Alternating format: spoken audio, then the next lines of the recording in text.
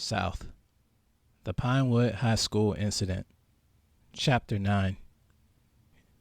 She felt dizzy, the farmland around her spinning with each step she took towards the mansion. She didn't have much on her mind as she stepped into the silent home and walked up to the fridge, her focus solely on the carton of juice she remembered from the morning. After drinking the rest of the liquid from the carton, she discarded the carton on the floor and continued through the home, her thoughts unable to center on any particular thing. When she walked past the mirror, Cassidy witnessed just how horrific she appeared, her entire body covered in the horse's dry blood. Oh, yeah, she continued to stare at herself. She began to cackle at her ridiculous appearance, unsure as to why she was doing so. She drew closer to the sight and waited to see if she could hear the demon say anything in response. When she didn't get a reaction out of it, she prepared to walk herself to the bedroom to take a shower and get some sleep. The effort being stopped by a sudden ring of the doorbell. She didn't think much of the act, her body reacting by walking to the door to open it. One of the girls must have forgotten something, she thought as she approached the door, beams from flashlights piercing through the glass panels as she drew close. She turned the handle and opened the door to an unsuspecting sight. A couple of police officers standing in the way of their squad cars parked on the roundabout. The overwhelming light made Cassidy cover her eyes as she heard one of the officers gasp. It had seemed as though they were asking something, but she couldn't focus clearly, the one-sided conversation coming across as a muffled mess of words. After one of the officers lowered their flashlight from her face, she was able to gain a bit of her focus and noticed that the one furthest from her was a woman, and the other was a man that was only a little taller. "You to say something." The male officer's words began to reach her. "I have reason to suspect that a crime has been committed." "She's okay now." Cassidy's voice was low. "She's not held down anymore."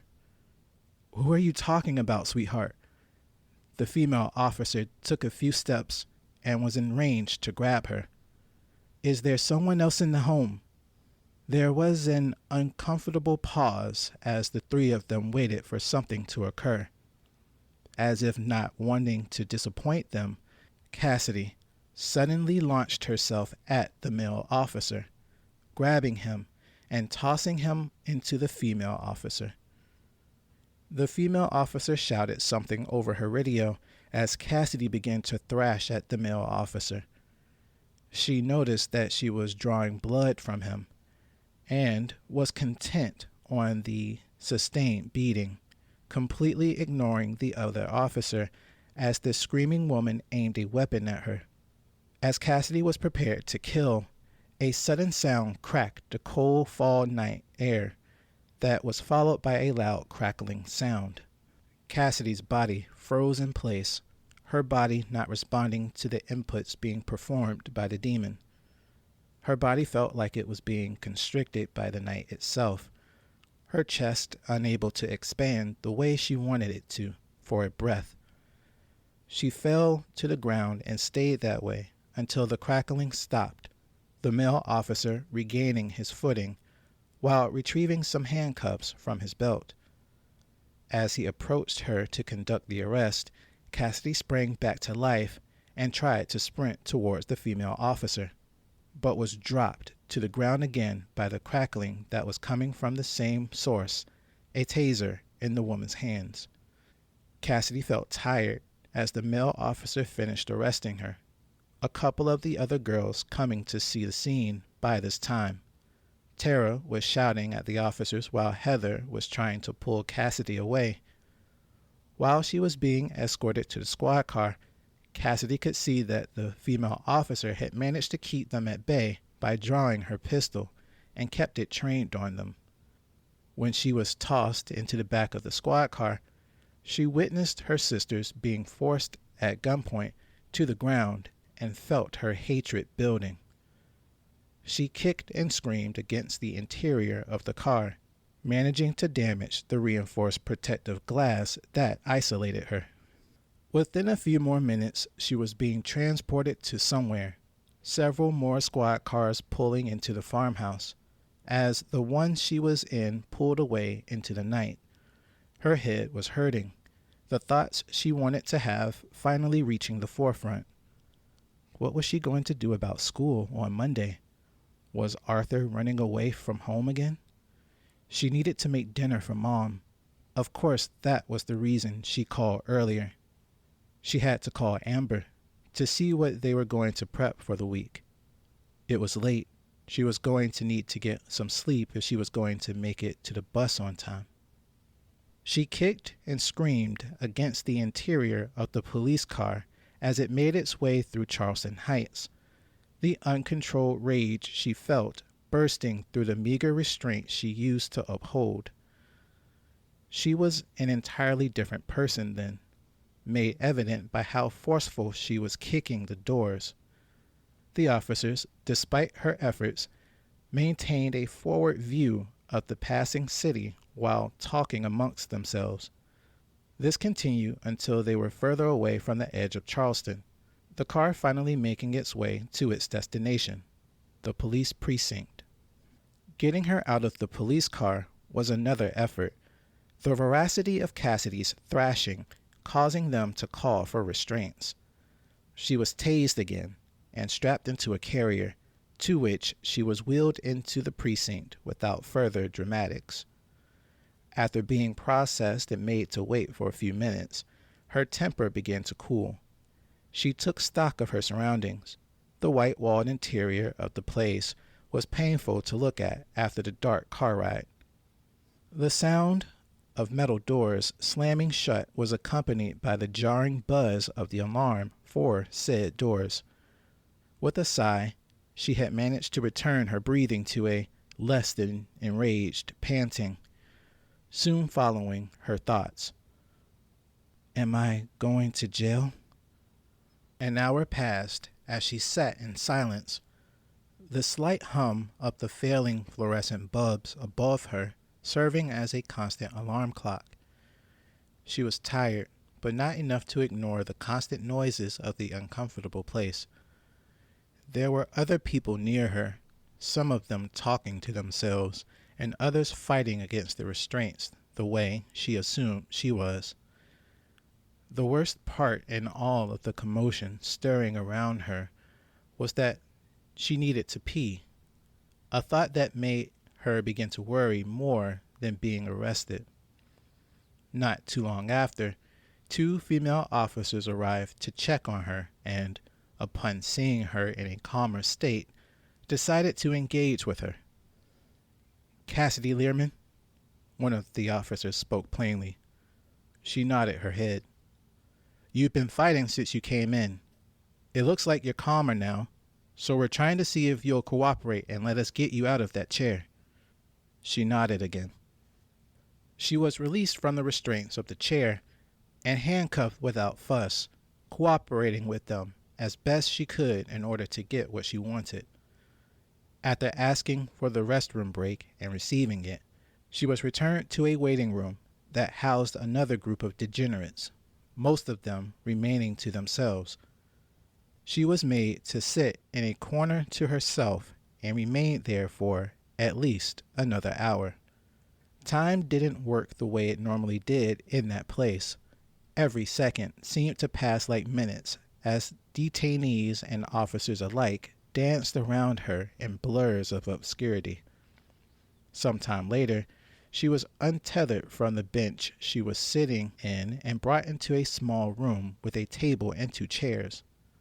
She remained shackled, but was left alone, the sudden silence making her anxiety begin to mount. Are you there? She asked the corner of the room. I know you are. We're in a bit of a mess now. I'm sure Mom is being called. Can we talk? She didn't get a response.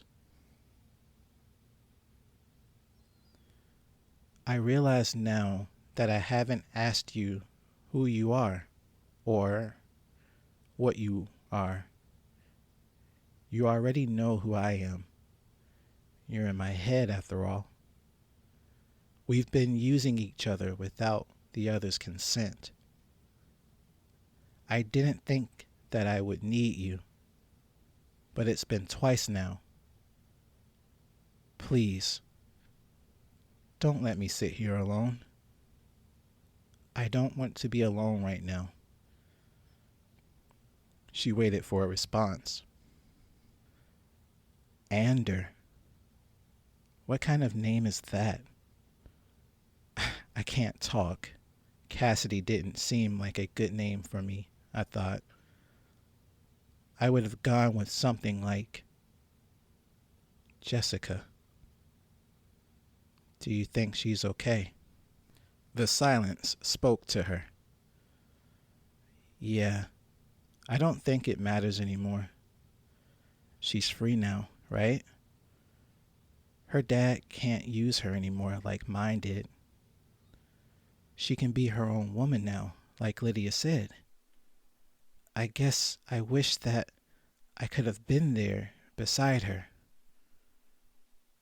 Tears began to well as she listened.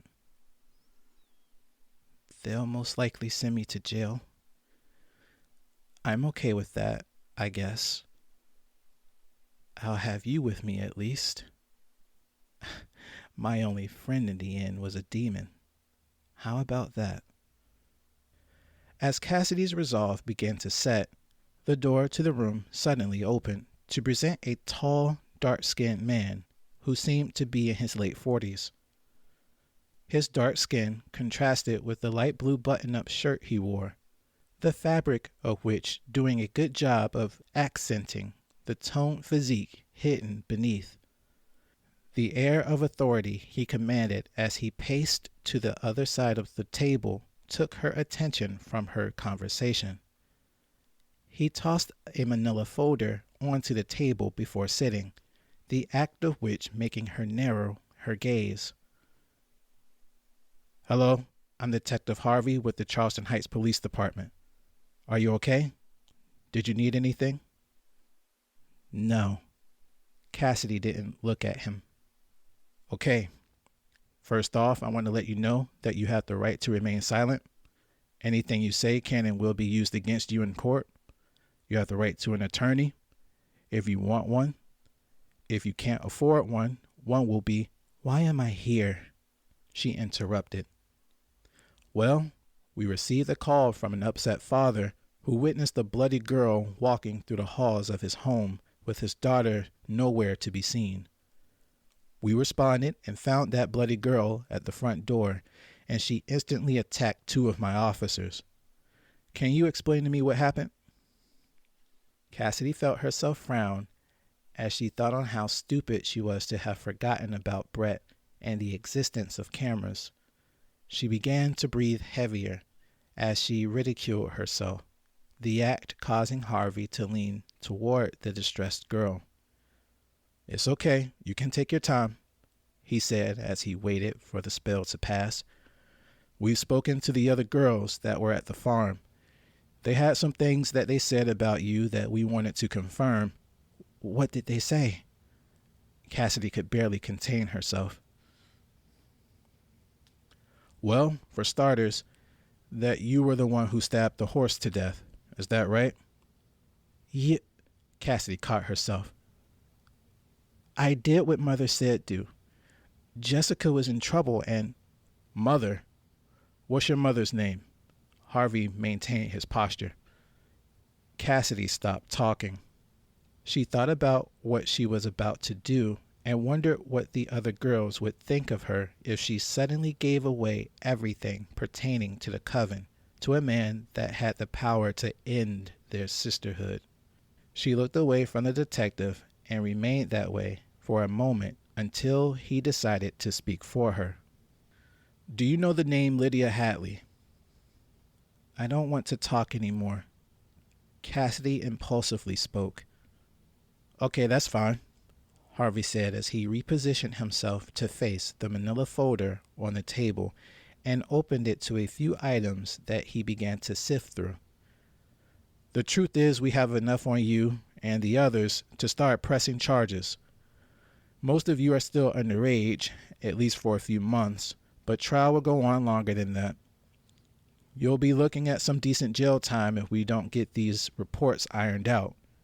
We have you on animal cruelty, 4 counts of bodily harm to an officer, incitement of violence. What? She broke her silence. The shooting downtown, Cassidy. Harvey toyed with her. You were there with the main suspect. Cameras, remember? Cassidy's eyes grew wide as she reflected on everything that occurred over the weekend. They were reckless and didn't pay attention to how they acted, every action they committed being televised and monitored. There was no escaping it. The litany of crimes she had committed were proven and stacked against her without no means of defense. She was alone.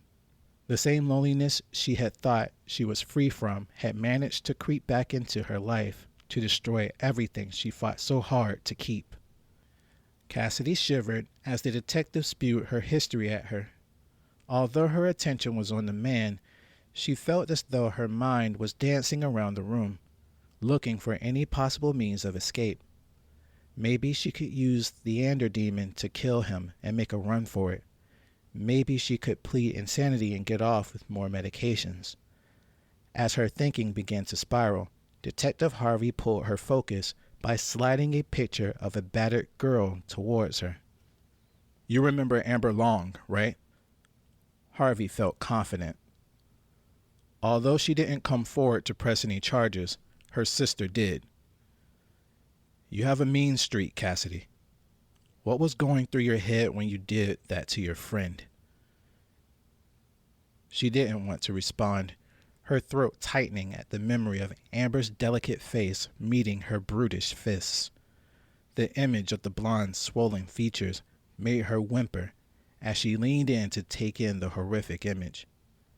Deep purple swells accentuated her cheekbones and connected to her reddish, swollen eyes. A mark was left across the bridge of her nose that she assumed would be there for the rest of her life. When she had her fill of the photo, she leaned back in her seat and examined the floor. Cassidy, I'm not going to tell you what to do, but as things sit right now, you're going to have a pretty big legal battle to fight soon. Harvey retrieved the photo and replaced it in the folder. From what I understand of the situation, you and your sisterhood are going to end up in court and then in jail. I can help you if you want, but you're going to have to cooperate with my investigation, okay? This was it. The moment that would define what her future would look like. She wondered what the others were saying, if they would be able to get her out of their situation and return to the school without incident. It didn't seem that way, the thought sending Cassidy's gaze to the man that held all the cards. She wondered what Lydia would tell her to say, the older woman's dominating aura remaining true throughout the toughest of situations. Just then, as if the woman's confidence reached her, Cassidy remembered who she was and let her power protect her. Honestly, that's the best you can do? The Ander demon's voice echoed in her mind as though it were her own. Fear tactics against a frail girl. Didn't you know that I was on medications? You caught me at a bad time, Mr. Detective. That's what you're going with? Harvey folded his arms. You beat a girl and several officers, aided in the terrorizing of a peaceful gathering, and killed an actual horse. That's not something you can get out of, Cassidy, no matter what plea you try to make. Cassidy sat up straight. Maybe you're right, she said with words made her own. Maybe we're all getting into some form of trouble. Or maybe not. I guess we'll have to see what happens. Whatever does happen, though, Detective Harvey, I'll keep fighting against it. I see what the problem is, and I'll handle it. One way or another. That sounds like a threat, Cassidy. Harvey frowned as he released his arms and placed them on his knees. Maybe you should stop talking before you get in even more trouble. No, Detective. Cassidy felt as confident as her coven leader. Maybe you should pay more attention. As soon as she said this, as if on cue, the door to the interrogation room swung open, giving way to a well-built woman with dark hair, outlining a determined look that fixed on Cassidy's captor. She gave the aura of a businesswoman with a grudge, the personification of everything Lydia wished she could be. With her was a supposed underling carrying a briefcase that Cassidy had assumed held something that concerned her situation housed within. The two of them took no time announcing who they were. The underling was named Kyle, and his boss was named Elizabeth Shaw, a Cadwell Company representative. This girl is now represented by the legal team of Cadwell Company. The woman held no reserves. Her bail has been posted, and she is to be released immediately. Okay, hold on. Harvey wanted to stall. I need a few more minutes to... No, thank you. Elizabeth motioned to the door. With the air of a defeated house cat, another person entered the room, dressed in the attire of one that was supposed to be in charge of the police force. Harvey's eyes widened as she saw the police chief gaze at the girl across from him before meeting the detective's confused expression. Looking at the gathered troupe of actors was confusing to her at first, but Cassidy held her tongue as the adults conducted their business with each other. Uncuff her, detective, the police chief said in a lowered voice. This girl has committed multiple crimes against my officers, sir. Harvey stood at the insult. We have every right to uncuff her, detective, the police chief said, this time with conviction. Let her go, Harvey, or it's your badge.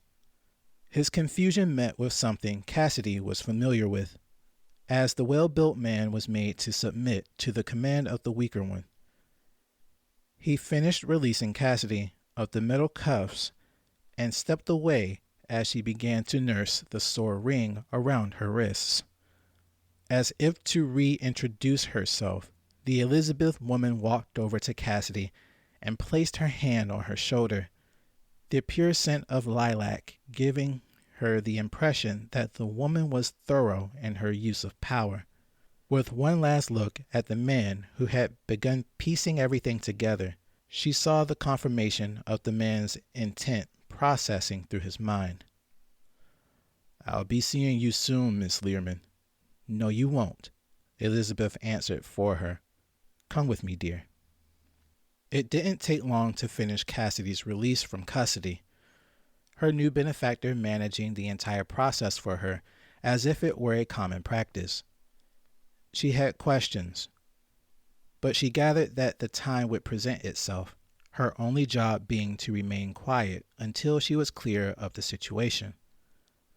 That time had finally made itself evident as, when she was finally walking out of the front door of the station, she was brought to the door of a black SUV with dark-tinted windows.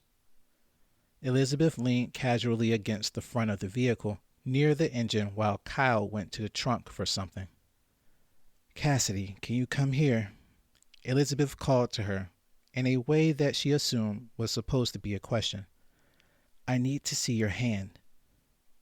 Without thinking, Cassidy presented herself for the woman's quick inspection, and was soon made aware of how great a mistake that was. She was grabbed at the back of her neck by Kyle and forced against the hood of the SUV, the quiet man holding her arm outstretched towards his boss. Elizabeth was tossed some form of kit from Kyle, which she opened to reveal a syringe and a few vials. One contained a plunger with a clear liquid inside. Cassidy, although struggling with all of her might, could only watch in horror as Elizabeth drew closer with the needle aimed at her forearm. "Keep still, or I'll miss." The shrewd woman smiled at the threat. The threat was effective as Cassidy eased her resistance a little. She watched as the corporate bully stole her blood as quickly as one would steal a breath. When she had filled 3 vials with her blood, the woman inserted the plunger and placed her thumb on the back of it. With a steady press, the syringe emptied into her body and made the injection site instantly grow cold. The needle was retracted, and Cassidy was let go just as quickly as she was grabbed, her 2 assailants moving on as if nothing happened. "Oh, what did you do to me?" The cold sensation in Cassidy's arm began to grow warmer as it spread throughout her system. Elizabeth ignored her questioning, instead choosing to motion to Kyle, who presented Cassidy with a legal document with a few label stickers poking out. The man produced a pen and waited for her to take it, but when she didn't, he glanced over at Elizabeth, who narrowed her gaze on the defiant girl. "Sign on the first, third, and last page." Elizabeth continued to treat her like an expenditure. "I can't feel it anymore," Cassidy tried. "What did you do to me?" "Sign, or we send you back in." The response from her benefactor was so sharp, she did as she was commanded without further restraint. When the formality was out of the way, Elizabeth motioned to Kyle, and the man collected the articles before disappearing into the SUV without saying anything. A chemical tinge tainted Cassidy's senses as she began to feel unstable on her feet. Her curiosity, however, managed to stabilize her enough to witness the woman who had abruptly entered her life prepared to leave the scene just as quickly. "Wait!" Cassidy was prepared to grab her if necessary. "I'm talking to you." "You have a lot of questions." Even as she was stopped, Elizabeth maintained dominance. "You can talk to your mother on Monday. This should be the last you see of me. Do us both a favor and focus on school." With that, Elizabeth Shaw returned to the obscurity of the world, leaving the insecure teen to her loneliness. Cassidy gave into the pressure from the injection and fell back onto the cement curb. She didn't know what to focus on. The chemical that the calculated woman shot into her veins had reached her brain and made everything around her feel uncertain. She tried to talk to the Ander demon, but it wasn't there, the sudden silence of her mind making her feel as though she were losing touch with the reality she had come to accept. She didn't know for how long she was sitting there, but as her mind began to refocus on the real world, she noticed that her brother's truck was approaching from the entrance of the police precinct. At first, she felt relieved that he was there, but then she remembered how they had last left things between them and began feeling a little anxious. He stopped the truck a few feet short of where she was, but he didn't get out to help her, allowing her to prepare for the litany of questions she was sure were going to be hurled at her. The ride from Charleston Heights towards her wooded home was surprisingly quiet for Cassidy, her focused brother maintaining his gaze on the sunrise-laden interstate as if trying to avoid any possible interaction with her. The way he kept himself reserved was infuriating, his stoic jawlines making him look more of an authoritarian figure than she gave notice to before. She could tell that he had just woken up, but she didn't care. His silence was irritating, and she wanted to get the ridicule over with. It took her nearly until they entered Pinewood for her to finally speak up. "It wasn't my fault, Arthur." She folded her arms. Arthur repositioned himself without looking at her. "I only did what Miss Hadley told me." "Mom doesn't want you back at home," he finally said. "She's been worried about you, but you caused her a lot of stress over the last few weeks. Cass, I don't know what's gotten into you, but you have to make this right." She frowned at him, hoping that he would notice the attempt at shifting blame. Her conversation with her mother from before was short, but effective in letting the unstable woman know her boundaries. As she continued to boast in her mind, Arthur spoke yet again. "What is going on, Cassidy?" His question struck her as condescending. "You're acting like you're the victim of some atrocious crime, but we've only been trying to help you. What more do we have to do or say to get you to see that?" "Didn't ask," Cassidy muttered. "What?" Arthur said more than asked. "I didn't ask for your help." She let it boil over. "I didn't want you trying to comfort me or be near me. I hated him, Arthur. I hated Dad for all of his prying and random lessons about life that coincidentally always occurred whenever I wanted to do something he deemed sinful. I told you both that, but you've been acting just like him lately. I can't stand being treated like I'm the problem just because I want to be left alone or try something new. I'm not your well-to-do, God's going to fix it Christian. I'm angry and hurting. I hate, and I want to hate. Let me feel what I want to feel." Arthur glanced at her as she released her stance on the issue and furrowed his eyebrows. She didn't know what he was thinking, but she knew that, whatever it was in conflict with what she wanted to manifest. Of all the lessons she was taught by Lydia, the main one was her ability to use her intentions to convene with desired spirits, those energies being what Penelope called guides. She closed her eyes and focused on what she wanted and waited for a confirmation of her effort. "I'll be leaving next week for Landon." Arthur snapped her out of her daydream. "I've been selected to help with a nutrient leak from one of Southern Cuss's vats, and I won't be back until November." "What is that supposed to mean?" Cassidy stared at him. "I'm not going to be able to take care of Mom on my own, Arthur.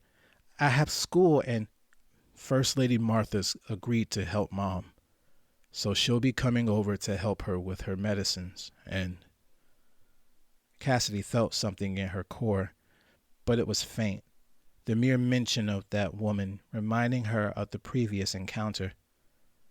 It may have been whatever she was given by her rescuers at the precinct, but she couldn't get as upset over such things like before.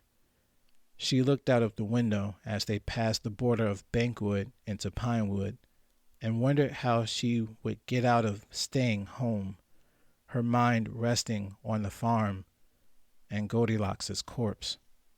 "She's also going to make sure that you are taking yours." Cassidy felt her stomach compress as he said that. "No." "You don't have a choice now, Cassidy." Arthur kept his focus on the road. "I talked with Dr. Randall. He was wondering why you haven't been renewing your prescriptions. This is your last chance, Cassidy.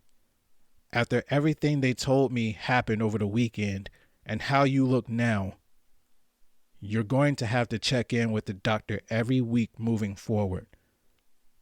He took a glance at his sister and, when their eyes met, gasped unexpectedly. Staring back at him were cold and focused eyes that didn't seem to have the warmth in them that he had known in his youth. She was a different person entirely. Nothing that he assumed would be noticed by the others, but to him she was unnerving and foreign. There were no other words said between them the remainder of the ride, but Cassidy could see that Arthur got the point. She wasn't going to be controlled, least of all by him, and she was prepared to express that point to any one of his lackeys, including their mother. When they got home, Cassidy didn't say anything to either her brother or mother, the older woman trying to get her attention as she rushed to her room. She slammed her bedroom door on them and locked it before throwing whatever she could find indiscriminately around her.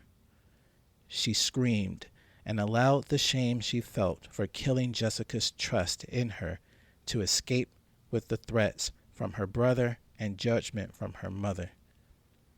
There was no escaping what she'd done, and her future began to look murky at best. It took the rest of the day for her to realize she was on the floor, holding herself in a fetal position, away from the window. The sun was going down outside, but she couldn't find the energy to keep it from doing so. When the room was finally dark, she allowed her body to move, getting up from her defenseless state to her feet to attempt a bathroom break. When she reached the door to her room, she touched the door handle and wondered if she would see any of them in the hallway.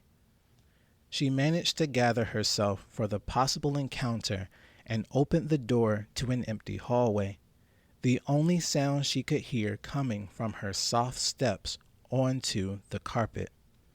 When she was in the bathroom, Cassidy went to the mirror and examined herself. She was still covered in blood. The dried mess was chipping off her skin at this point, as if she were a molting reptile. She took off her clothes and turned on the shower to clean it as best she could, the effort taking longer thanks to the same issue she discovered after the rally. As she scrubbed herself, she watched the red stream of blood flow away from her body towards the drain and wondered why she didn't feel anything. When she was done, she got out, dried herself, and looked in the mirror again, this time checking out how much she had changed physically. Where at first she was pudgy and slightly hunched, she was a bit more toned and upright, the confirmation of which coming with her flexing her muscles. She still couldn't feel the demon, her thoughts wandering to the possibility of finally being rid of it. Even with something so blatant as freedom from control presenting itself to her, she failed to manage the connections in her mind to gratitude, instead feeling isolated and vulnerable. What's happening to me? She allowed herself to drift off in thought as she opened her drawer to retrieve her medicine. Is it because of this? Or the coven? Or... She placed the medicine on the counter and stared deeply into her eyes. Something was missing from her, and she didn't like the idea. Whatever Elizabeth had done to her, feeling permanent. She knew that Jessica was never going to hear her out, and Amber was most likely plotting some form of revenge against her. She had no one left that she felt could understand her, but she wasn't ready to move on. Where are you? She stated more than asked. I get pumped full of some random meds and you disappear? She waited for a response, but no answer came. It was odd for it to remain so quiet until provoked, the only response coming when she was under duress. As she thought on that point, a dark thought found its way to her and she reacted without reason. With a closed fist, she punched the mirror with enough force to splinter it into shards. She took one of the larger ones without hesitation and placed the sharp point at the top of her forearm. "I asked you a question, demon." She stared blankly at the multiple reflections staring back at her from the broken glass. "Where are you?" Still, she didn't receive an answer. She didn't hear anyone in the house stirring at the sudden act either. So she decided to take it a step further and stabbed herself. She felt the initial puncture, but the pain was muted beyond what she had felt when she had did it before. As if it were instinct, she began to pull downward towards her wrist and stopped herself. "Why aren't you stopping me?" She maintained eye contact with her broken reflection. "I'll do it. I'll end it right now." Her heart raced with each passing second. The memories she tried so hard to stow away for a year, clawing their way from the depths of her psyche in the same way the Ander demon did before it was silenced. She wondered if this was going to be it. A final confrontation in the night, alone and miserable, with no aid from anyone. Like the evening she lost her father, she wanted the shame and guilt to end. Her life coming to an end by her own will. She wanted for him to be wrong in saying that her life wasn't her own, and with the glass poised to prove it, she was ready to commit to her hypothesis. As she began to trace her vein with the glass, the sound of a singing cat in her bedroom managed to snap her out of her trance.